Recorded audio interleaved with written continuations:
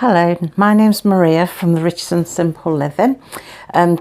Today is day 8 of my personal challenge to do 30 days worth of vlogs. I'm switching back to a homeschool theme today, and what I'm going to discuss is a downside to homeschooling. Well, I don't know if it's a downside really, an interference or something like that. What I'm going to discuss is what happens if your child isn't very cooperative. That's probably more what it should be. Uncooperation. I'm not quite sure what you'd call it, but what does happen if your child's uncooperative? I mean, there's many ways of being uncooperative. Simply them refusing to do anything can be uncooperative. It's a mouthful. Not wanting to get out of bed even to do anything isn't uncooperative. And I do find that I am having some, I don't know if you call them difficulties, little issues maybe in regards to that. I mean, Sian does like her lie in bed in the mornings. I have no worries about that because I think it's good for her to sleep, the amount of sleep she needs, because it's better for her brain really. So I don't mind that. We have put our school studies back, and we probably start between 10 and half past now in the morning, and you get through your day's work easily with plenty of time. But one of my little issues I find with Sian, it wasn't there at first. Well, there's two issues actually. First one I'm going to discuss wasn't there at first, but it started to creep in. Is have I got to get up for school? Oh, have I got to do that again? And I'm fed up of school. And she's talking about it as though she's going to actual real school, and the way she used to refer to that. So to me, that's like I'm doing something wrong here, because she's feeling it like it was actual school. She's not always done it. She didn't do it at first, but she's been doing it now about a month or so.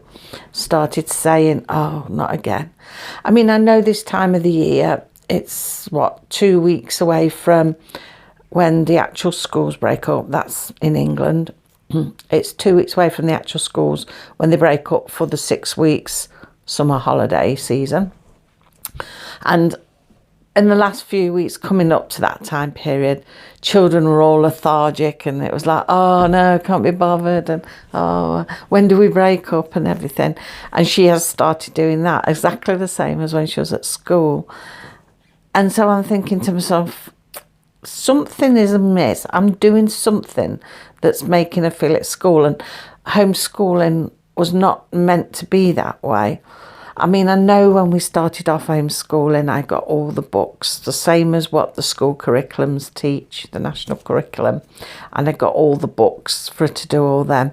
And we did ease back on the maths because, as you know, Sian has problems with numbers, and so she wasn't able to follow maths to the age that she's at. So we did ease back on that, but other subjects we still do the same, although we do throw different subjects in. I mean, she does about 3 hours of school in a day, and still she's complaining, oh, have we got to do school and do that again? So I'm not quite sure what's going on there, or whether it simply is because she's winding down for the year up to the summer term. We found they used to do it before Christmas as well. They were so excited about Christmas. It was like, oh, couldn't wait for school to be out, and is it over yet? And we always found like a few weeks before the summer holidays and before Christmas. But yeah, Sian's just started recently asking, oh, when does the summer holidays start and everything? And people say to me, well, you can holiday anytime, let her holiday now if she's had enough and whatnot.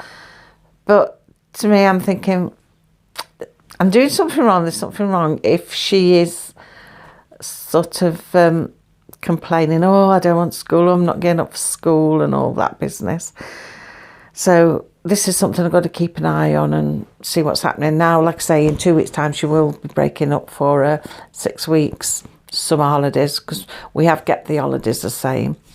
So she can do things with friends and that, and like my grandchildren, her niece and nephew, because she was in the same class as her niece, which confused the teachers. But because they were in the same class, like they like to do things, and perhaps like to go out for days and things like that. So we've kept holidays the same, so she doesn't feel any different from them. So maybe it is simply because we're winding down. The only way I'll know is just by reassessing it when we start up again in September. So I can't really deal with it now. It's something that will have to be looked at if it continues in September, but it's not something really I can look at now because we've only got 2 weeks till we break up. And although I could probably have a word with her, or what are you fed up with then? She'd just probably turn around and go, oh, the whole lot is boring and that.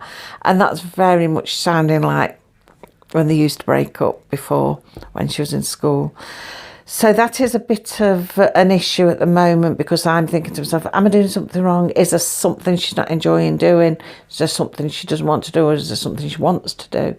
Am I thinking to myself, well, have I gone wrong somewhere? Or is it simply because it's like when she was in school, it's the same sort of thing, you know? The only way I'm going to know is come September when we start up again. So I will bear that in mind. I won't forget about it, and we'll see in September, because we will be following the same lesson format in September. Got nothing spectacular planned, but I'll probably do a little vlog on that anyway, towards when she breaks up, what we're hoping to do in September. Another downside I've found is because when she's at home, she's always got her earphones on and playing music all the time. And I'm having to say, turn those earphones off. And she goes off on one, you know, I'm listening to my music, it's educational. And I don't mean it's music like in pop music, you know, radio music or anything like that, just random music. It is like national anthem music. The national anthems for around the world, different countries' anthems. She loves listening to them. She loves studying the countries and that, which I've got no problem with. That's fine. I mean, it's a good way of doing geography and that, because she's interested in countries. So that's, you know, how she could study geography when she's doing her self-led bits as well, because as you know, we do the Collins geography book at the moment, but I think we'll have enough of that for now for year 8. When that's finished, we created a whole new curriculum of our own. I'm not going with any more books, but anyway, by the by, rambling off. Yeah, this music thing is a bit of a nuisance, because I say to her, when you was at school you weren't allowed to listen to music, but I'm home educated and I'm listening to educational songs from around the world. But I said, no, because it's distracting you. You're not concentrating, and she rushes to get through things as well. That is another thing. But yeah, the music is a big distraction. It certainly drives me mad, and because it's loud, and she doesn't just put them in her ears. She's going around the neck sometimes, so the music's sort of blaring out and you can hear it, and it drives you nuts. Just drive you nuts, and that is a big distraction. And she'll probably watch this vlog and put her own comment down below. She will. But I don't think she can fully concentrate on what she's doing if she's got music in the background as well. I know some people work better than that, like people at work. They work well if there's a bit of music in the background. But when you're having to use your brain to look at things and think about things, how can you, having that in your ears or close to your ears, help you, you know, concentrate? So that's another thing really, well, I'll say a downside of being home educated, because she chooses to do that. And no matter how much you say, then she'll get in a temper tantrum. If I say, right, that's it, take it off, she'll sometimes take it off and throw it across the floor. And you won't let me learn anything, you know. And I'm thinking, hold on a minute. And it's crazy, because she never did that at the beginning, but she has been doing that for the last couple of months. And I'd rather she packed everything away. It's fine having a phone beside her for Googling information. That's very useful. But she's no need for the earphones and to be listening to things. I mean, fair play to her, when she's doing a read aloud, she does turn it off then. So it shows she needs to concentrate. But she does turn it off then. And we do the reading. So yeah, that is a big distraction, like I say, and it distracts me. It drives me bonkers. Work-wise, I find she's rushing a lot as well. Her writing's come on brilliantly, so you can tell when she's rushing because it scrolls. And when we're doing comprehension, I'm saying, right, make sure you read what's written. Well, we used to do it together, but now she wants to do it independently all the time. And I don't think she always reads it because she just looks at the question, finds an answer and fits it to the question. And quite often it's not the answer they're looking for, and she's not reading it properly. So I think I'm going to have to sit down with her and read with her if she's going to do things like that. We progressed much better, I think, when I was actually sat with her reading through it. But it's good for her to do work on her own. It's good for her to be able to, sit by herself, take out a workbook and concentrate on what she's doing, find extra information, write that down. But she keeps moaning about writing. Oh, my hands ache. You don't care that you're injuring my hand. But I don't know. Maybe it is just to wind down to the summer holidays. Maybe she's ready to shelve all the books and pens and have 6 weeks of just doing whatever she wants to do totally, and reset again in September. Maybe it is that. So I'll see. I'll keep an eye on it, and we'll see how it all starts up in September. So, little rant, isn't it, today? Well, not so much a rant. I mean, maybe you yourselves have things that don't go so well,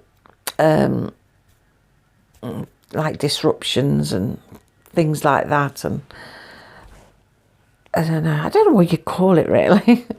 Like, I don't know, disruptions,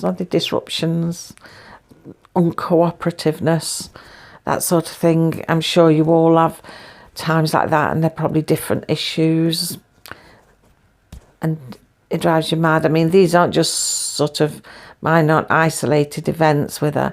It's all the time now, every day. I'll get her up and say, Sian, it's time to start school now. Oh no, can we bother? Oh, do we have to do school today?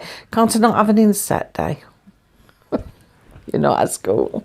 And I'm saying, there's children who would love to be in your position doing the work from home.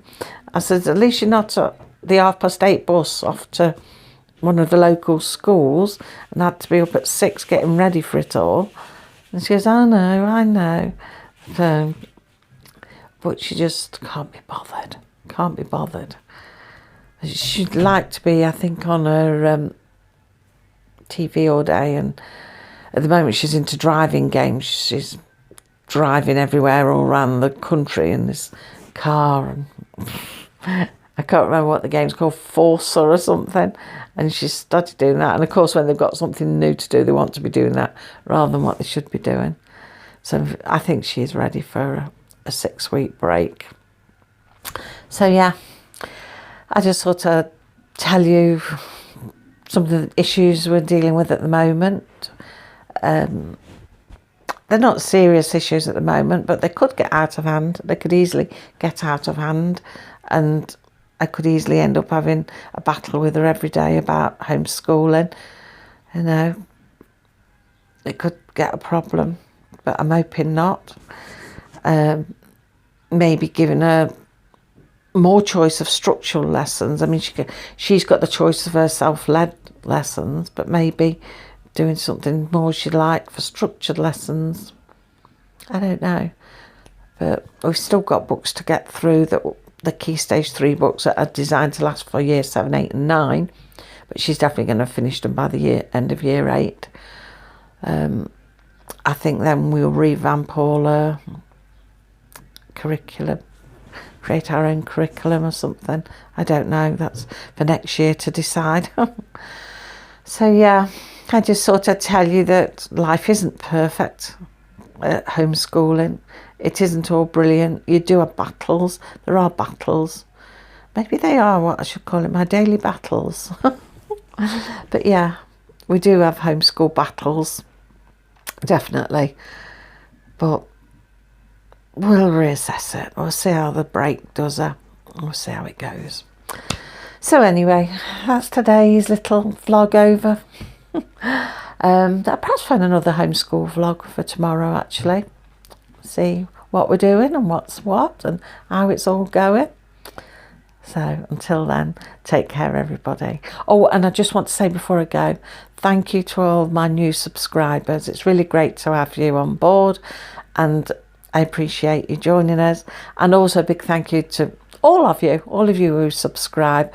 It does mean a lot to us, and we do appreciate very much that you've subscribed. And I hope you stick with us. I mean, we do vlogs on, if you haven't realised by now, homeschooling, homesteading, out in the little garden, the teeny tiny homestead, and also home life. We haven't done much home life since we've been doing the decorating. I've got the way to start, but I'm putting it off because it's a bit of calm before the storm of junk again. So no doubt you'll see some of that again soon. So yeah, big thank you to everybody. So I'll see you tomorrow. Bye.